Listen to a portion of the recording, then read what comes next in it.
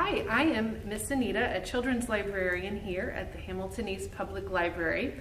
And now that the seasons have started to change, things are getting a little chilly, we're all thinking about fall, maybe that puts you in the mood for something maybe a little scary or a little spooky, and maybe even a little silly.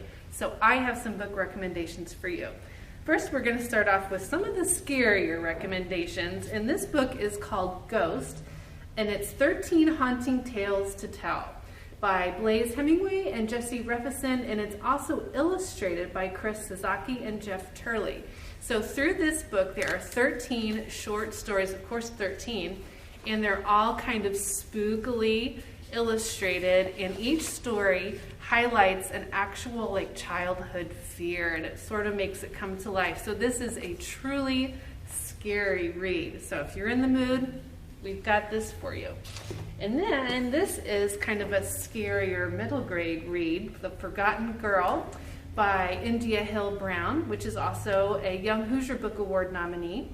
So our main character, Iris, is a young African-American girl who loves snow, and she loves adventure, but she might love it a little too much because she's forbidden to play in the woods behind her house, but her love of adventure leads her to do that anyway, and she and her friend Daniel get into a little bit of a scary situation. So check this out for another scary read for middle grade readers. And two graphic novel suggestions that are a little witchy. We have Snapdragon by Kat Lee.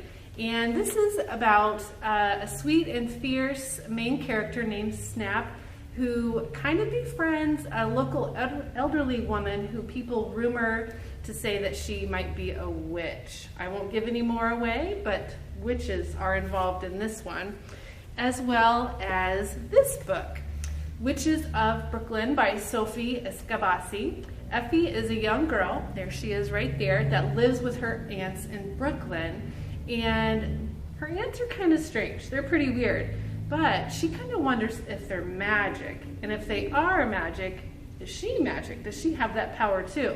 So her life is getting pretty interesting, and this book is smart, it's funny, it's very heartfelt, and I can't wait for the next book in this series to come out, which is called What the Hex. So try Witches of Brooklyn, and the last two reads are kind of silly picture books. I really giggled myself when I read this one, Creepy Pair of Underwear by Erin Reynolds, and it's illustrated by Peter Brown. And the main character is our little bunny friend here, and he decides to buy a creepy pair of underwear, but because, he's a big guy, he's totally not scared, so he can wear creepy underwear. Well, the whole thing turns on him, and it's hilarious. If you're in for a good giggle with a creepy twist, you'll love this picture book.